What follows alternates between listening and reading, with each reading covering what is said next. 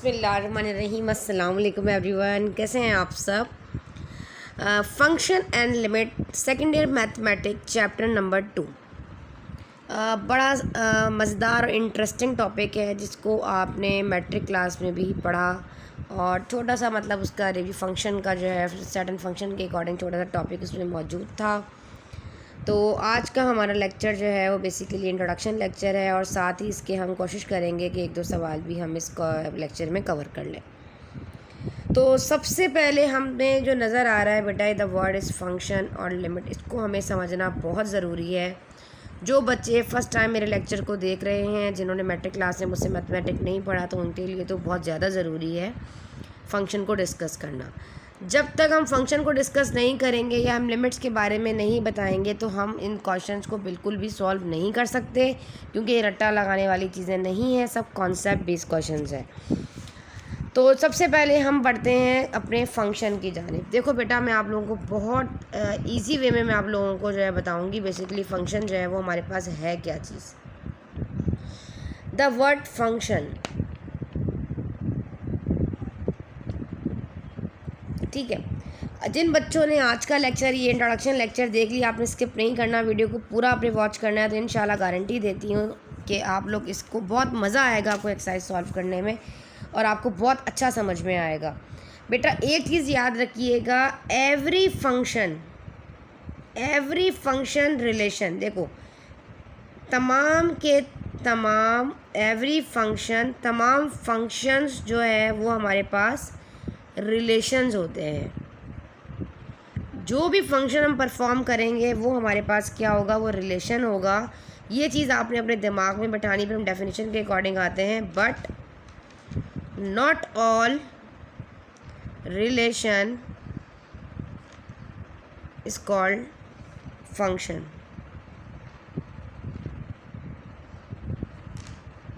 क्या कहा, तमाम फंक्शंस तो रिलेशन हो सकते हैं बट तमाम रिलेशन जो है वो फंक्शन नहीं हो सकते।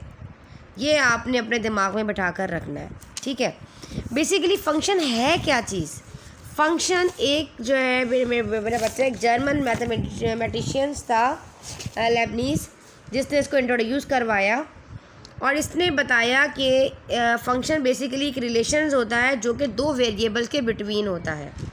क्या बताया, फंक्शन बेसिकली एक रिलेशन होता है। इन्होंने बताया कि फंक्शन बेसिकली एक रिलेशन का नाम है जो कि हमारे पास दो वेरिएबल के बिटवीन होता है। एक हमारे पास x हो गया और एक हमारे पास फॉर एग्जांपल y हो गया। हम ये कह सकते हैं कि एक हमारे पास इंडिपेंडेंट वेरिएबल है, एक हमारे पास इंडिपेंडेंट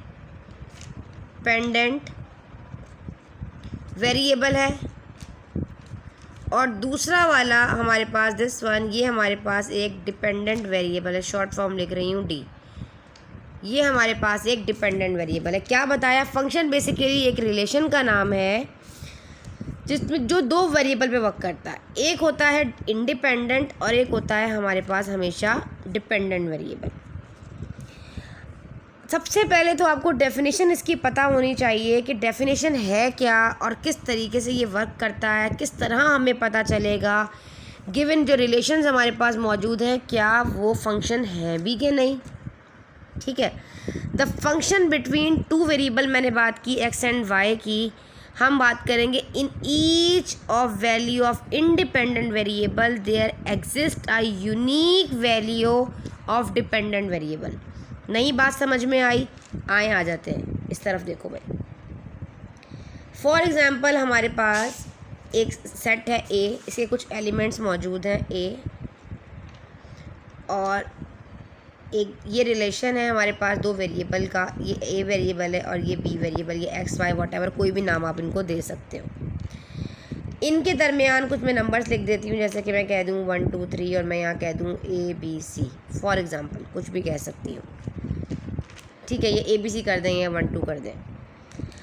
अब हम बात कर रहे हैं, मैंने आपको कहा कि हमें पैसे पता चलेगा कि ये हमारे पास इनके दरमियान जो रिलेशन है ये फंक्शन है भी कि नहीं।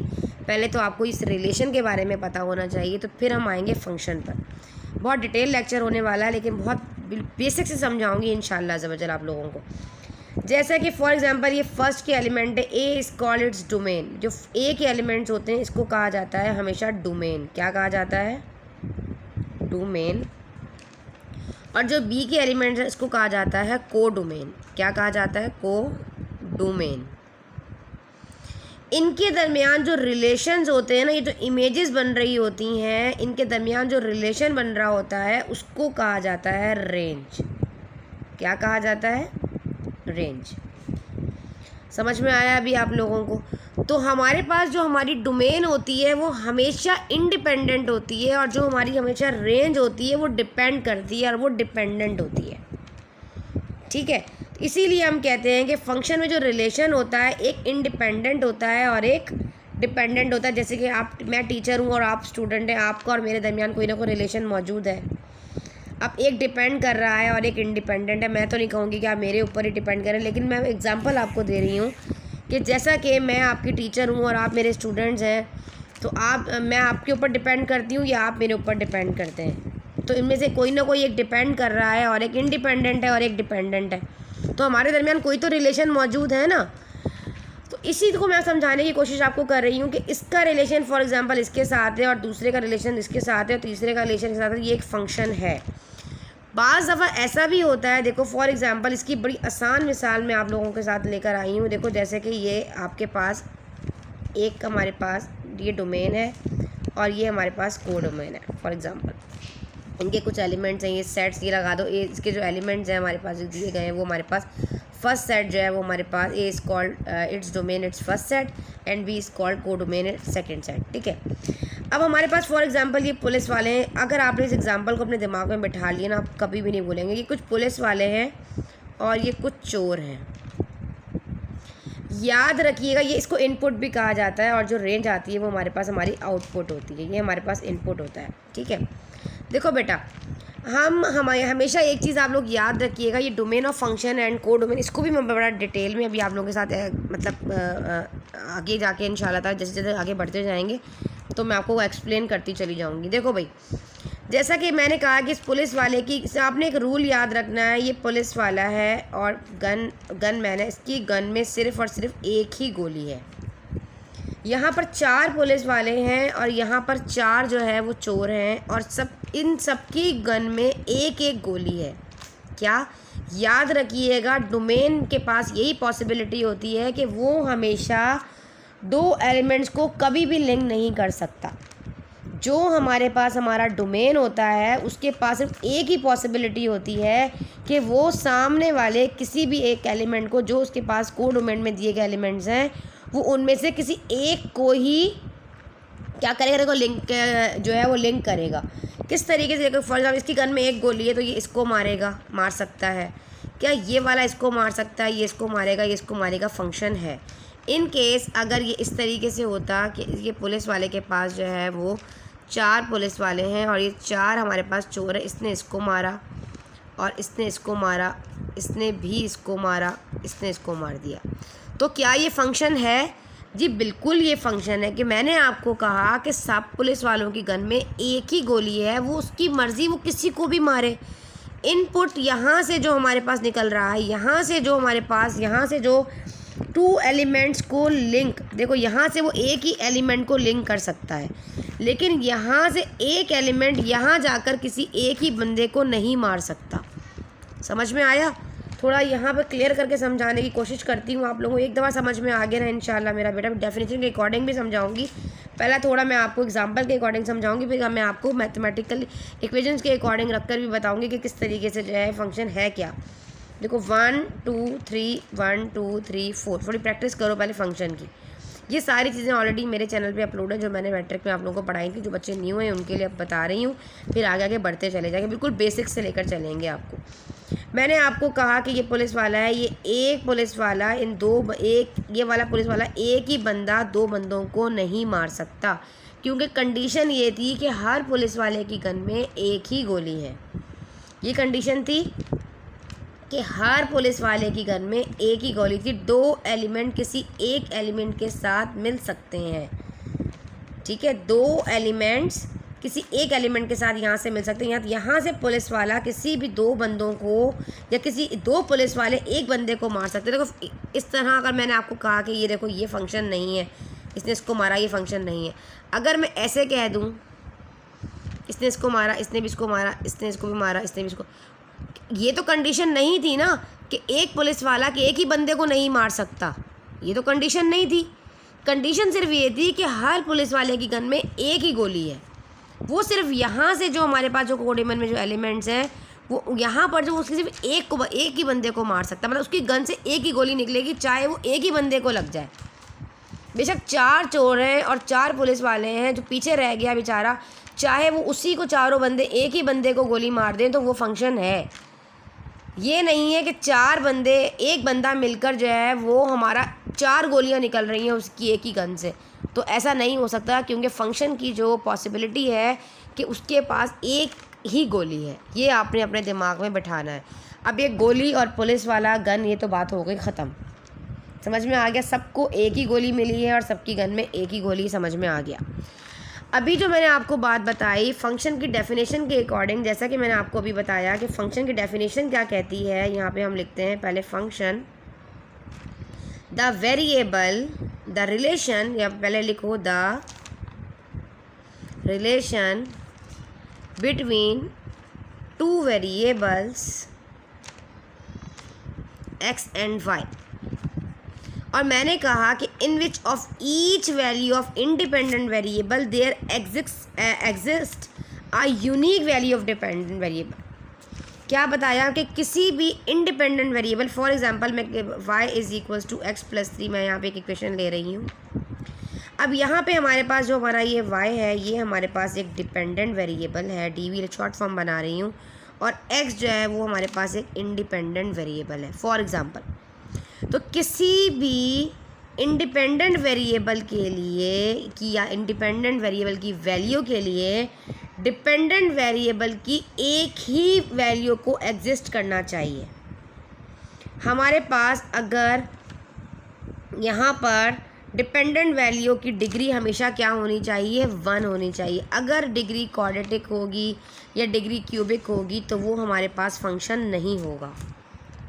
समझ में आया, वो हमारे पास फंक्शन नहीं होगा। फॉर एग्जांपल यहाँ पे देखो हमारे पास जो हमारा इंडिपेंडेंट वेरिएबल है वो यहाँ पर x है, और मैंने कहा कि किसी भी इंडिपेंडेंट वेरिएबल की जो वैल्यू है उसके लिए जो हमारा डिपेंडेंट वेरिएबल दिया गया है उसको एक ही वैल्यू, मतलब उसकी एग्जिस्ट करना चाहिए, एक ही वैल्यू आना चाहिए। फॉर एग्जांपल मैं यहाँ पे अगर पुट कर दूँ 1 पुट कर देख लो, देखो मैंने यहाँ पे पुट किया y, x की जगह मैं 1 पुट कर रही हूँ और 1 में इस वाले 3 को मिला दूँगी तो y बराबर हो जाएगा 4 के।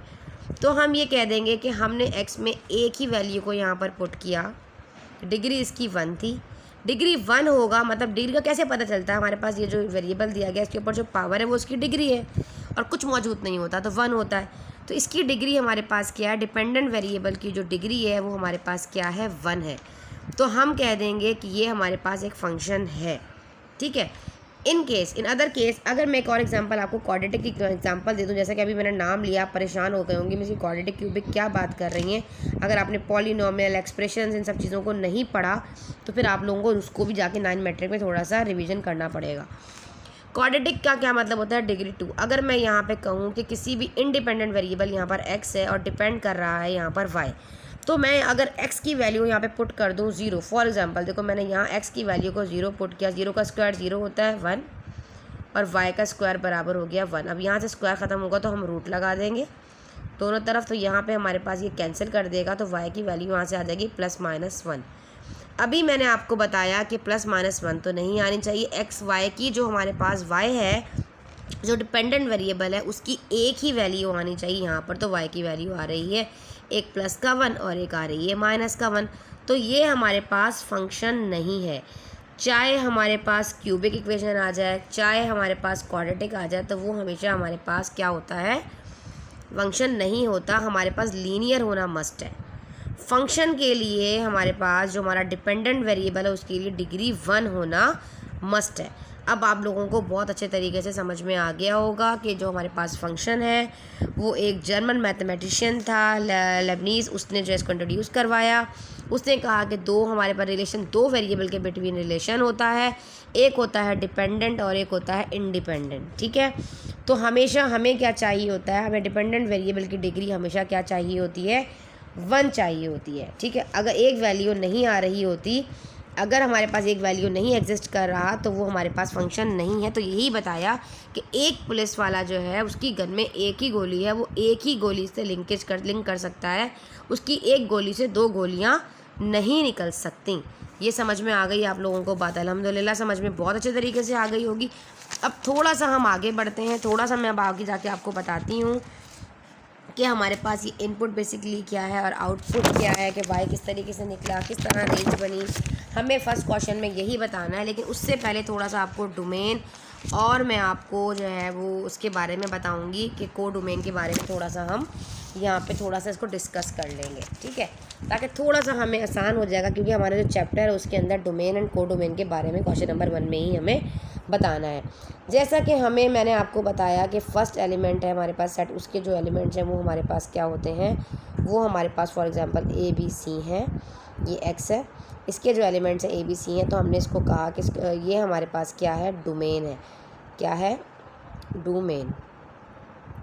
और हमारे पास जो आउटपुट के अकॉर्डिंग जो रिज़ल्ट निकल रहा होता है, देखो ये इसकी आसान इस एग्जांपल ये मैं आपको ये छोड़ देती हूँ डोमेन को, इस तरह आसान एग्जांपल बताती हूँ।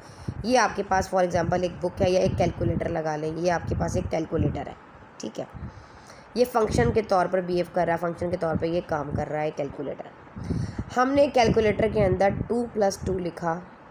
ठीक है, हमने वैल्यू ऑफ डिपेंडेंट, मतलब जो हमारे पास हमारा डोमेन है वो क्या है, एक जो डोमेन है वो हमारे पास इंडिपेंडेंट है, इंडिपेंडेंट वेरिएबल, इंडिपेंडेंट आप समझ जाइएगा, इंडिपेंडेंट वेरिएबल है। हमने 2 + 2 लिखा, तो इसके रिजल्टेंट में आउटपुट हमें मिला रेंज। हमने कहा 2 में 2 प्लस करेंगे, हमने प्लस लिखा है तो 4 आया।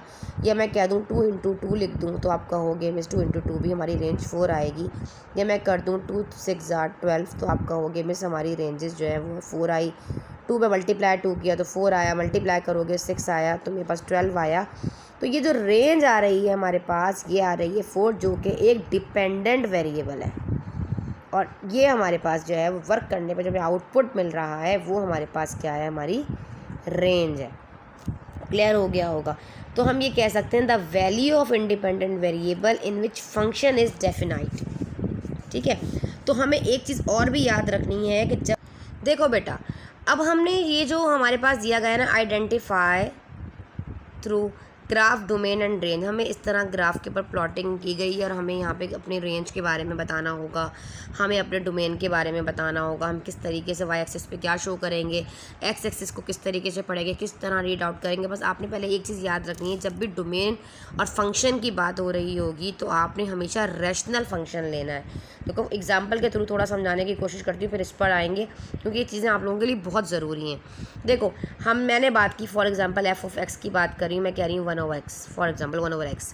मैंने कहा कि रैशनल फंक्शन होना चाहिए, मतलब न्यूमरेटर अपॉन, रैशनल का मतलब क्या है, न्यूमरेटर अपॉन डिनोमिनेटर, या हम कह सकते हैं p/q, कि न्यूमरेटर अपॉन डिनोमिनेटर में होना चाहिए। और रैशनल नंबर क्या होता है, और जो डिनोमिनेटर जो है वो हमारे पास नॉट इक्वल्स टू 0, यही पता है ना हमें।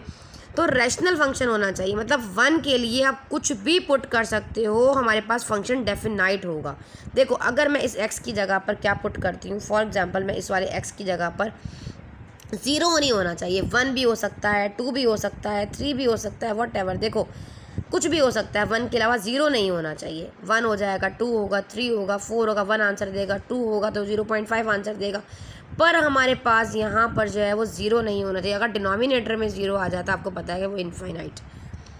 तो हमारे पास जो हमारी डोमेन निकलेगी एग्जाम्पल के थ्रू, अगर हम कहेंगे कि हमारे पास एफ, थोड़ा इसको समझ लें, इंशाल्लाह की एक्सरसाइज समझने में बड़ी आसानी है। थोड़ा मुझे पता है आप लोगों को भी समझ में नहीं आ रहा होगा, लेकिन मैं आपको पूरी कोशिश करूँगी इसको समझाने की। आगे आगे जैसे जैसे आप जाते जाएंगे तो आपको ये सारी बातें समझ में आएंगी कि मिस ने हमें ये चीज़ यहाँ पर समझाई थी।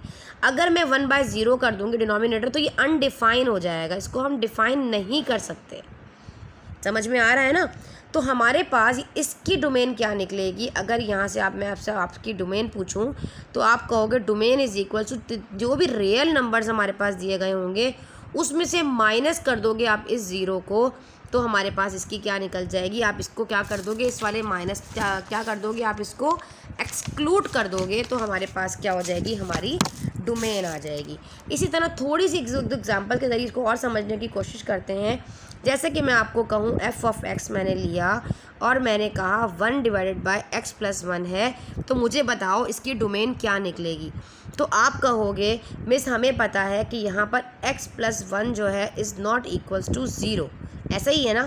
अब ये x माइनस 1 वहाँ जाएगा, x के पास 1 वहाँ जाएगा तो नेगेटिव 1 हो जाएगा, ठीक है।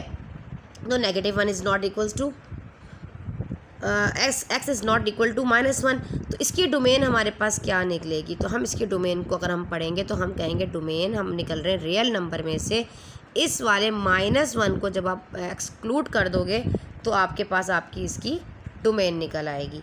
इसी तरह एग्जांपल और देखते हैं। अगर मैं आपको कहूँ कि 1 divided by 2x minus 1 for example, तो आप कहोगे denominate 2x minus 1 is not equals to 0, ऐसा ही है।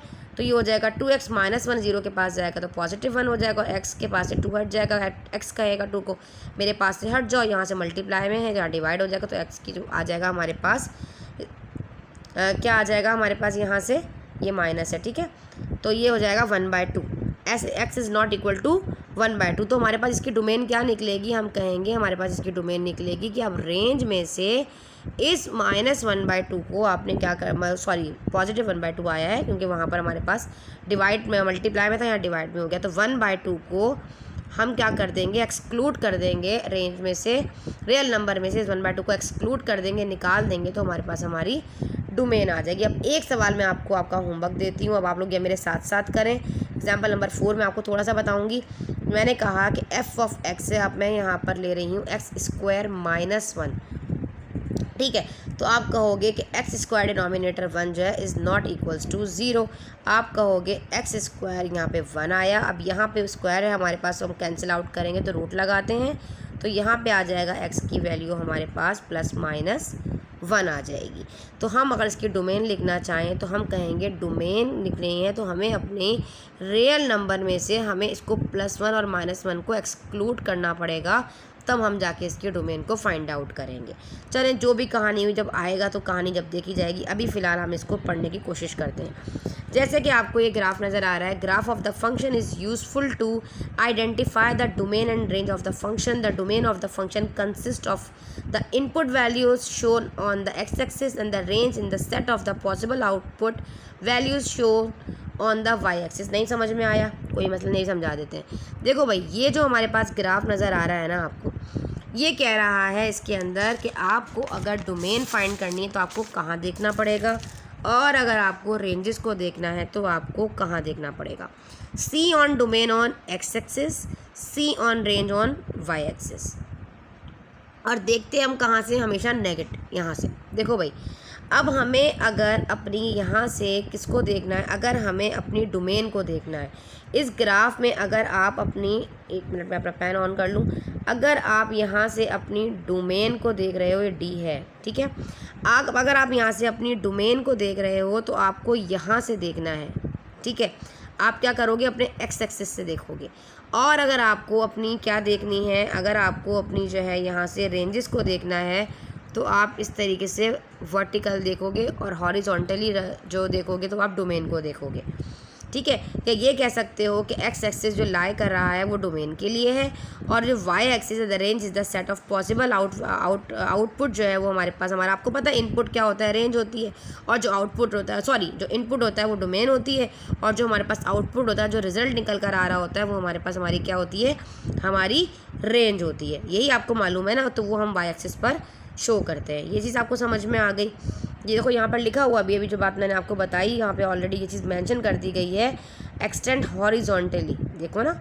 और यहाँ पे क्या है हमारे पास, द ग्राफ एक्सटेंड वर्टिकली, देखो ये वर्टिकल और रेंज का इस्तेमाल, देखो यहाँ पे इस्तेमाल आया है ना फंक्शन, जो मैंने अभी आपको बताया कि वर्टिकली क्या रन करता है, हॉरिजॉन्टली क्या रन करता है। तो आप इस क्वेश्चन में ये मुझे बताओगे।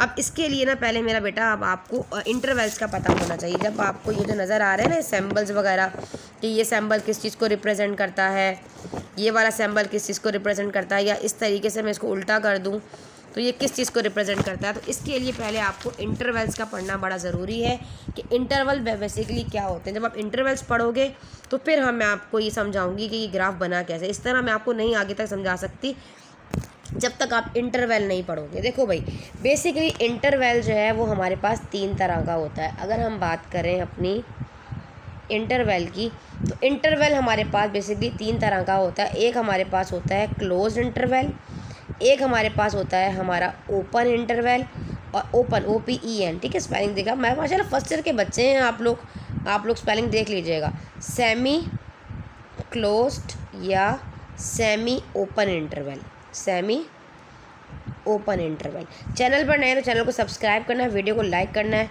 ठीक है, ताकि आप लोगों को इस तरह की हेल्पफुल वीडियोस मिलती रहे और मैं आप लोगों को गाइड करती रहूँ। फिलहाल इस इक्वल टू हटा दें यहाँ से। हमारे पास एक होता है क्लोज इंटरवल, एक होता है ओपन, और एक होता है सेमी क्लोज और सेमी ओपन इंटरवल, ठीक है। तो याद रखो, जो इस तरीके से स्क्वायर ब्रैकेट की जो निशानी होती है ना हमारे पास, अगर मैं कहूँ कि -1 और 1 के बिटवीन के नंबर्स हैं हमारे पास, तो हम इसको एक टेबुलर फॉर्म में भी लिख सकते हैं। तो ये इस तरह का जो ये सिंबल होता है ना, ये हमारे पास क्लोज कहलाता है, क्लोज इंटरवल।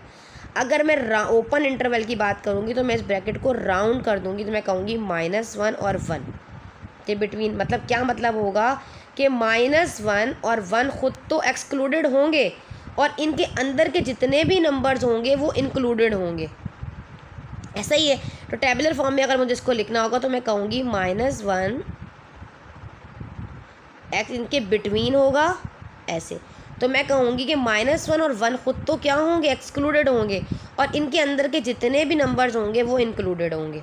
इसको हम इस फॉर्म में लिख सकते हैं। अगर हम ओपन इंटरवल की बात करें तो ओपन इंटरवल को इस तरह भी लिखते हैं मेरा बेटा, और ओपन इंटरवल को आप इस तरह उल्टा, जैसे मैंने स्क्वायर ब्रैकेट बनाया ना, अगर इसको देखो यहाँ बना के दिखाती हूँ, इस तरीके से देखो, इस तरह करके ऐसे उल्टा करके भी बना सकते हो, जैसे यहाँ बना रही हूँ। इस राउंड को मैंने इस तरह उल्टा करके बना दिया, तो ये -1 और ये 1 इस तरह करके भी लिख दीजिए। ये आपकी अपनी चॉइस है कि आप इस तरह लिखना चाहते हैं, इस तरह लिखें, इस तरह लिखना चाहते हैं, इस तरह लिखें, ये आपकी अपनी चॉइस है। और अगर इसको हमें फॉर्म में लेना है, टेबुलर फॉर्म में, अगर आपने ओपन इंटरवल को बताना है तो आप कहोगे -1 जो है x एंड <1। इस तरीके से आप इसको एक्सप्लेन करोगे ओपन इंटरवल के लिए। अब हम बात कर लेते हैं semi close and semi inter. खिचड़ी बन गई है, थोड़ा सा इसको मिटाती हूँ फिर यहाँ आ जाती हूँ। अब हम बात करते हैं अपने semi closed end semi open interval के बारे में, ठीक है। सेमी ओपन और सेमी इंटरवल क्या होता है, देखो अगर हमारे पास ये -1 और 1, एक तरफ ही देखो, ये हमारे पास क्या है, क्लोज है, ये हमारे पास क्या है, ओपन है। आधा ओपन है और आधा हमारे पास क्या है, क्लोज है। या मैं कह दूँ यहाँ से जो है ये हमारे पास ओपन है और यहाँ से क्लोज है, -1 और 1। तो अगर इस तरह की कंडीशन होगी, टेबुलर फॉर्म में हम लिखेंगे कि -1 is less than and equal to x, मतलब x और -1 के बिटवीन। देखो ऐसे, सॉरी यहाँ पे ये वाला इक्वल का निशान नहीं आएगा, ठीक है, क्योंकि लेस हो रहा है ना हमारे पास यहाँ पे 1 से के बिटवीन आ रहा है, ठीक है, क्योंकि हमारे पास 1 और -1 तो, और -1 खुद तो एक्सक्लूडेड ही है ना, बाकी अंदर के तमाम जो है वो इंक्लूडेड होते हैं। इस तरीके से यहाँ आ जाओ, अगर हम यहाँ बात करें -1 x, तो यहाँ पे आ जाएगा इसके ऊपर सिंबल कि 1 भी है लेस, और 1 हमारे पास 1 भी है और इक्वल भी है 1 के, ठीक है। इस तरीके से ये आपने इसको शो करना होगा, इस तरह आप इसको जो है शो करेंगे। चलिए अब हम जल्दी से जो है ना अपनी नंबर लाइन के ऊपर आ जाते हैं, और उस पर आके जो है वो मैं आपको जल्दी जो है अपने एग्जांपल के ऊपर बता दी। अब आपको बड़ा आसान हो जाएगा यहाँ से डोमेन भी निकालना और यहाँ से जो है वो अपनी रेंज भी निकालना। तो फर्स्ट क्वेश्चन जैसा कि आपके सामने दिया गया है, जल्दी चलो इसके ऊपर आ जाते हैं। अब आप जल्दी से यहाँ से देखकर मुझे बताएं। मैंने आपको कहा कि अब हमने निकालना है यहाँ से, फर्स्ट वाले क्वेश्चन से हमने निकालना है सबसे पहले डोमेन एग्जाम्पल, क्योंकि हमारे पास जो फर्स्ट एग्जाम्पल दी गई है ना यहाँ पर, अगर आप बुक में देखो तो यही वाला क्वेश्चन आपके पास, फर्स्ट क्वेश्चन यही कहता है यहाँ पर, ये देखो 2.1 में कह रहा है identify the domain and range of the following functions through the graph. ये ग्राफ दिया गया है, इसके ऊपर आपको डोमेन और फंक्शंस बतानी, तो इसके लिए पहले मैं आपको एग्जांपल बताऊंगी, फिर मैं आपको वो बताऊंगी, ठीक है। तो देखो अब हमारे पास अगर ये देखा जाए, अगर आप थोड़ा सा यहाँ से इसको जूम करो, ये देखो अभी तो आपको नज़र आ रहा है। अब हमें लिखना किस तरीके से, पहले हमें यहाँ पे बनाना है। अब x की वैल्यू कहाँ से शुरू हो रही है, देखते ही बता दो कि मिस आप देख के बताओ फटाफट, अपना खुद दिमाग में उतनी बातें मैंने अभी आपको बताई हैं उसके अकॉर्डिंग देखो। हम अब x को देख रहे हैं, x देखो ये हमारे पास नंबर लाइन x आ रही है जो x एक्सिस है। अब यहाँ से हमें इसको डोमेन को देखना है, तो हम डोमेन को देखेंगे तो x हमारे पास यहाँ से क्या नज़र आ रहा है आपको, -5। देखो ये आ रहा है ना -5, देखो यहाँ से अगर ऊपर की तरफ जाओ तो ये -5 से स्टार्ट हो रहा है। तो हम यहाँ पर लिखेंगे, जब भी हमें अपनी डोमेन लिखनी होगी तो आप इस तरह लिखोगे डोमेन छोटा सा, फिर आप यहाँ पर लगाओगे, यहाँ पे कौन सा निशान लगाओगे, यहाँ पे आप लगाओगे क्लोज इंटरवल, क्योंकि हमें अपना स्टार्टिंग पॉइंट मिल गया है जो कि -5 है। अब हमें नहीं पता कि ये लाइन आगे कहाँ जा रही है, कुछ नहीं पता, कुछ खबर नहीं है, तो वो इनफाइनाइट है। तो हम यहाँ लगा देंगे ओपन इंटरवल, ये हमारी यहाँ से निकल जाएगी डोमेन, यहाँ कॉमा लगाओगे बीच में। और अगर इसको टेबुलर फॉर्म में लिखना चाहोगे, सेट बिल्डर फॉर्म में, आई एम सॉरी बार बार जहाँ टेबुलर फॉर्म निकल रहा है वो सेट बिल्डर फॉर्म होती है, x such that x belong to real numbers and x less greater than and equal to 5, minus का 5 है। जितना नंबर माइनस छोटा बढ़ता चला जाता है उतना नंबर छोटा होता चला जाता है, यही बात है ना। तो आपको इस तरीके से इसको उसमें जो है वो सेट बिल्डर फॉर्म में भी लिख सकते हो। तो ये तो हमारी निकल गई इसकी डोमेन।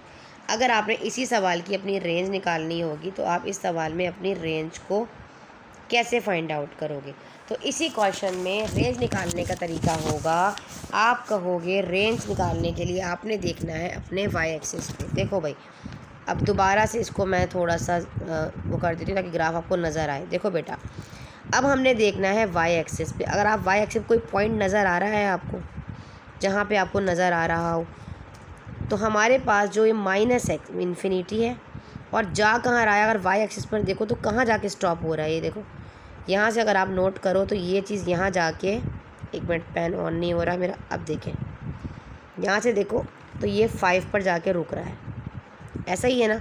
तो आप लिखोगे कि जो हमारी रेंज है वो आई है -इन्फिनिटी, ठीक है, और हमारे पास यहाँ पे हमने क्लोज इंटरवल लगाया है, ठीक है, और ओपन इंटरवल, और हमारे पास यहाँ पर आ जाएगा क्लोज इंटरवल के 5 पर जाके वो क्लोज हो गया है, ठीक है।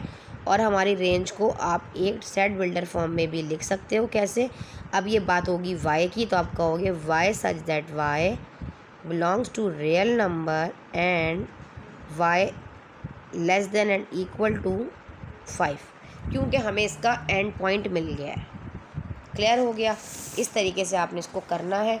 अब आ जाते हैं हम अपने एग्जांपल नंबर 2 पे। आई नो लेक्चर लेंदी हुई है लेकिन ये बहुत ज़रूरी है, जब ये समझ में आ जाएंगी ना सारी चीज़ें तो आगे की भी सारे सवाल बहुत अच्छे समझ में आएंगे। अपनी एग्जांपल नंबर 2 बल्कि 1, पहले वो आपको इंट्रोडक्शन दिया था एग्जांपल नंबर 1। एग्जाम्पल नंबर 1 में क्या कहते हैं, अब देखो आपके पास बेटा अगर आपको यहाँ से डोमेन चेक करनी है, देखो आप डोमेन x एक्सिस से देखोगे ना -x एक्सिस से देखोगे, तो पहले आप देखो आपको नज़र आ रहा है कि -3 से स्टार्ट हो रही है, तो आप यहाँ पे लगाओगे क्लोज ब्रैकेट। पहले आप लिखो डोमेन, आपने डोमेन लिखनी है, आपने सबसे पहले डोमेन लिखा, फिर डोमेन लिखने के बाद आपने यहाँ पे लगाया क्लोज ब्रैकेट, क्योंकि हमें हमारा स्टार्टिंग पॉइंट पता है। यहाँ पे x एक्सिस पे देखो -3 से शुरू हो रहा है, तो हमने कहा -3, और आप x एक्सिस देखते चले जाओ ये कहाँ जा रहा है, ये देखो ये कहाँ जा रहा है, ये 1 पर आकर रुक रहा है। तो हमें इसका एंड पॉइंट भी पता है और हमें इसका स्टार्टिंग पॉइंट भी मालूम है, दोनों पॉइंट हमें इसके मालूम है। तो हम इसको किस तरीके से सेट बिल्डर फॉर्म में कैसे लिखेंगे, हम कहेंगे x such that x belongs to real number, और हमारे पास -3 और 1 के बिटवीन है ना, तो ये हम लेंगे इक्वल भी है और इसके बिटवीन भी है। जब हम 1 और इसके बिटवीन ले रहे होते हैं तो फिर हम इस तरीके से सैम्पल को शुरू करते हैं। यहाँ दोबारा बता देती हूँ, ऊपर अगर आपको यहाँ से नज़र नहीं आ रहा, आप कहोगे x such that x belongs to real number, -3 between का साइन जब भी आता है तो हम कहते हैं इस तरीके से -3 भी है और 3 के बिटवीन जितने भी एलिमेंट्स हैं मतलब नंबर्स हैं, इस तरीके से आप इसको शो करोगे। अब ये तो आपके एग्जाम्पल के थ्रू बहुत अच्छा सा आपको समझ में आ गया होगा, सारा इसी तरीके से होगा। चलो अब आगे देख लेते हैं, हम अपनी एग्जाम्पल क्वेश्चन पे आ जाते हैं। अभी काफ़ी हद तक आप लोगों को माशाल्लाह समझ में आ गया। अब क्वेश्चन नंबर 1 एक्सरसाइज 2.1 में वो कहता है identify the domain and range of the following functions through the graph. अब हमने ग्राफ के ज़रिए फाइंड आउट करना है कि हमारे पास हमारा डोमेन क्या है और हमारी रेंज क्या है। अब हम 1 बाय 1 करेंगे। अब मैं थोड़ा सा इसको जूम कर दूँगी ताकि पहले हमें सिर्फ 1 ग्राफ आपको नज़र आए, बाकी ग्राफ आपको बेशक ना ही नज़र आए। यहाँ देखो, अगर आप यहाँ पे नोट करो, आपको नज़र आ रहा है कि अभी हमने फ़िलहाल क्या देखना है, हमें यहाँ से अपनी देखनी है, क्या देखनी है हमें यहाँ से अपनी, सबसे पहले डोमेन देखनी है। अगर हम यहाँ से अपनी डोमेन देखते हैं, देखो तो अब यहाँ से डोमेन देखो एक्स एक्सिस। अब देखो एक्स एक्सिस पे तो हमें स्टार्टिंग पॉइंट तो मालूम ही नहीं है, नहीं पता ना। तो हम यहाँ पे क्या करेंगे, सबसे पहले लगा देंगे यहाँ पे हम अपना कौन सा ब्रैकेट, स्टार्टिंग पॉइंट तो हमें यहाँ पे नहीं मालूम, ठीक है। तो हम यहाँ पे अपना राउंड ब्रैकेट ही लगाएंगे, जिसको हम क्या कहते हैं, राउंड ब्रैकेट को आपको पता होना चाहिए, हम इसको कहते हैं ओपन ब्रैकेट, ठीक है। और जबकि हमारे पास जो हमारा क्लोज ब्रैकेट होता है वो आपको मालूम है, ठीक है। तो क्लोज ब्रैकेट जो है वो स्क्वायर होता है और राउंड जो है वो हमारे पास हमारा ओपन ब्रैकेट होता है, ठीक है। ओपन ब्रैकेट है हमारे पास यहाँ पर ये। तो हमें अपनी जो डोमेन है वो तो नहीं मालूम, तो हम कहेंगे माइनस इनफाइनाइट है। और यहाँ से अगर देखा जाए तो आगे भी नहीं मालूम कि कहाँ तक जा रही है, तो ये भी हमारे पास क्या हो जाएगा, इनफाइनाइट।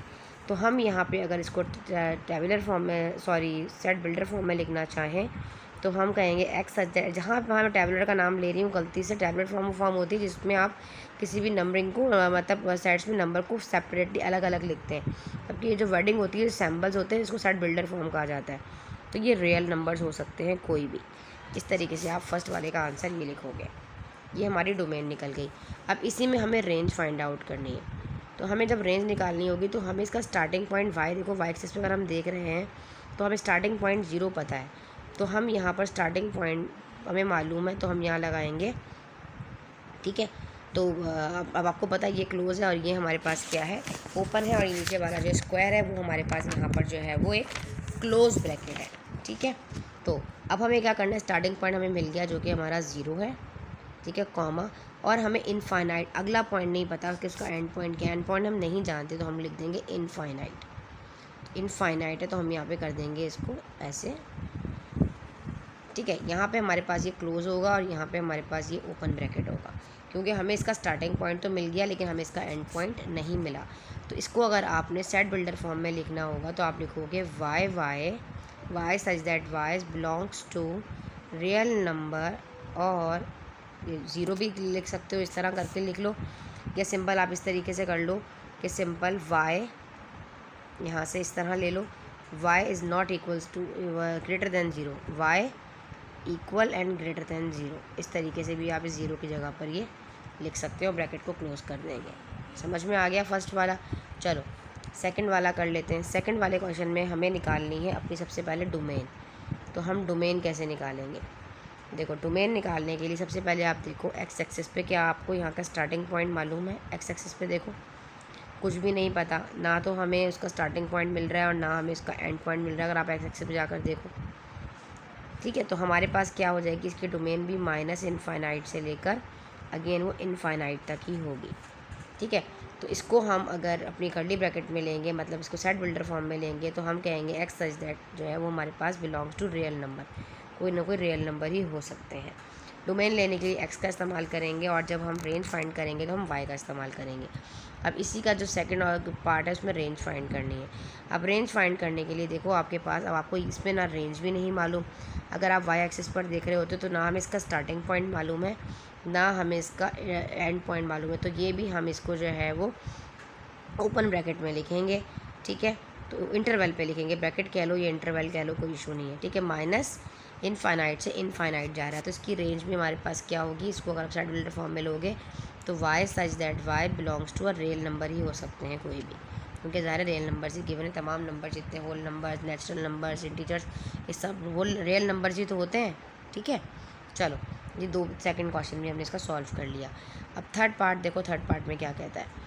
अगर थर्ड पार्ट में आप यहाँ पर देखो, अब आपको यहाँ पे क्या फाइंड करनी है, डोमेन। तो हम एक्स एक्सिस पे देखेंगे, देखो 0 से स्टार्ट हो रहा है, हमें इसका स्टार्टिंग पॉइंट मिल गया है।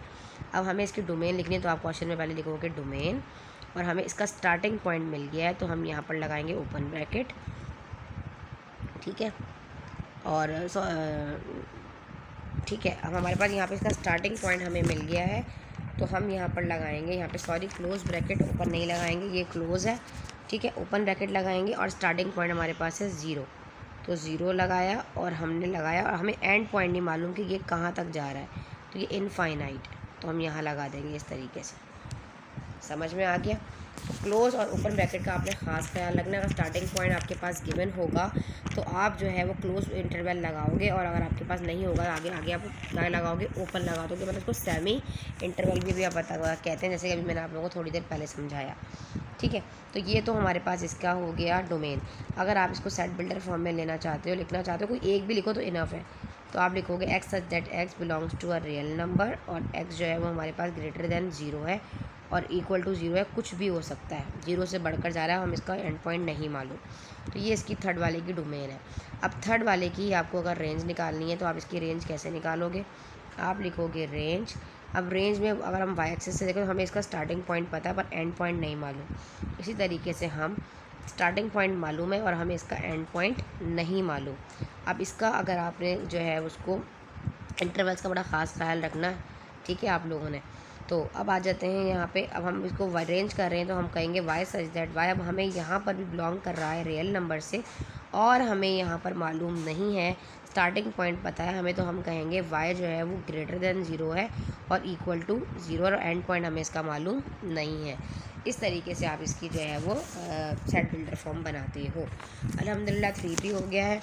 अब आ जाता है 4 में भी मैं आपको बता, अब यहाँ पे 2 आ रहे हैं हमारे पास ग्राफ एक ही के अंदर। जब 2 प्लॉटिंग एक ही में होती है तो यूनियन का इस्तेमाल होता है।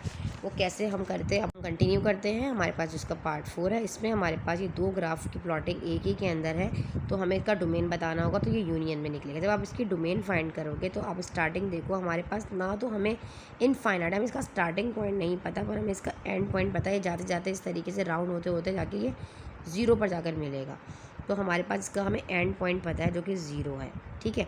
फिर यूनियन लगाओ बीच में, और अब अगेन अगर वाई एक्सिस को देखोगे तो वाई एक्सिस 0 से स्टार्ट हो रहा है और हमें इसका एंड पॉइंट नहीं मालूम कि वो एंड इनफाइनाइट तक जा रहा है, तो ये हो जाएगा 0, इनफाइनाइट, ठीक है। तो इंटरवल का आपने बड़ा ख़ास ख्याल रखना है। तो इसकी ये तो हो गई डोमेन। अगर इसी क्वेश्चन की आपको अगर रेंज निकालने को कहे कि आप रेंज निकालें, रेंज क्या होगी, तो इसकी रेंज देखें, आप वाई एक्सिस से देखो तो ये स्टार्ट हो रहा है यहाँ से 0 से, हमें स्टार्टिंग पॉइंट इसका 0 पता होगा पर हमें इसका एंड पॉइंट नहीं पता होगा। 0 हमें मालूम है, एंड पॉइंट इसका इनफाइनाइट होगा, ठीक है। इस तरीके से आप इसको क्लोज और जो है वो ओपन ब्रैकेट में इंटरवल में शो करोगे, ये इसका आंसर हो जाएगा, ठीक है। चलो लास्ट पार्ट देख लेते हैं जो कि 5 है। इसमें क्या कहता है, ज़रा मैं इसको इस तरफ कर लूँ ताकि हमें आसानी हो जाए आपको समझाने में। अब यहाँ पे भी 2 प्लॉटिंग जो है वो एक ही ग्राफ में आई हैं। अब हमें फ़र्स्ट में डोमेन फाइंड करना है। अगर हम यहाँ से डोमेन फाइंड करेंगे तो हमें पहले इसका स्टार्टिंग पॉइंट देखना है। अगर हम फर्स्ट वाले को देख लो, कोई स्टार्टिंग पॉइंट आपको नज़र आ रहा है, माइनस इनफाइनाइट है, लेकिन आगे जाते जाते ये आके 0 पॉइंट पर जाकर कहीं ना कहीं लाई करेगा, ये मिलेगा। एक्स एक्सिस अगर हम देखें, देखो दोनों को देख लो, एक का हमें स्टार्टिंग पॉइंट पता होगा, बाकी का जो है हमें स्टार्टिंग, अगर हम रेंज फाइंड कर रहे होंगे तो हमें जो है वो माइनस इनफाइनाइट होगा और 0 पर जाकर जो है वो स्टॉप कर देगा, कहीं ना कहीं जाके 0 पे मिलेगा। लेकिन डोमेन के लिए अगर आप देखो तो आप कहोगे माइनस इनफाइनाइट से जिसका स्टार्टिंग पॉइंट है, ठीक है, और हमें और बाकी जो है वो हमारे पास 0 पर जाकर ये स्टॉप हो जाएगा, इसका एंडिंग पॉइंट 0 होगा। और दूसरे वाले ग्राफ की अगर हमें डोमेन निकालनी होगी तो हम कहेंगे कि 0 है और आगे आगे जाकर वो इनफाइनाइट पर जाकर इनफाइनाइट है, स्टार्टिंग पॉइंट हमें मिल जाएगा लेकिन हमें इसका एंड पॉइंट नहीं मिलेगा। तो ये हो गई हमारी डोमेन। अब इसी क्वेश्चन की अगर हमें रेंज निकालनी होगी तो हम रेंज कैसे निकालेंगे, हम कहेंगे कि हमारे पास माइनस इनफाइनाइट, देखो अगर वाई एक्सिस से देखो तो ये देखो नहीं, हमें नहीं मालूम देखा जाए तो कि माइनस इनफाइनाइट से, और हमें स्टार्टिंग पॉइंट इसका मिल जाएगा 0, ये 0 पे जाके कहीं ना कहीं रुकेगी, दोनों में ये 0 पे जाकर रुकेगी और यूनियन लगाओगे बीच में और 0 से स्टार्ट होगा, हमें स्टार्टिंग पॉइंट पता होगा और आगे इनफाइनाइट हो जाएगा। तो आपने यहाँ पे इंटरवल का बड़ा ख़ास ख्याल रखना है कि क्लोज इंटरवल कब लगाना है और आपने राउंड जो है अपना ओपन इंटरवल कब लगाना है। स्टार्टिंग पॉइंट का ख्याल रखते हुए, जब हमें स्टार्टिंग पॉइंट हमारा मालूम होगा तो हम जो है अपना अपना जो है वो ख़ास ध्यान रखेंगे कि हमें जो है वो अपना लगाना पड़ेगा यहाँ पर क्लोज इंटरवल। और अगर हमें स्टार्टिंग पॉइंट नहीं पता होगा, मतलब नहीं मालूम होगा, तो हम ओपन इंटरवल के अकॉर्डिंग अपने क्वेश्चन को स्टार्ट करेंगे। इस तरीके से आपने इसको सॉल्व करना होता है। स्टूडेंट वीडियो अच्छी लगी तो लाइक करें, चैनल को कर दीजिए सब्सक्राइब। वीडियो करके कमेंट में आपने ज़रूर बताना है कि आपको आज के लेक्चर से कितना फ़ायदा हुआ, कि आपको मेरी बातें आज समझ में आई या नहीं आई। मिलते हैं इंशाल्लाह ताला इसके क्वेश्चन नंबर 2 के साथ। जब तक देव सानी जी को इजाज़त, अल्लाह हाफ़िज़।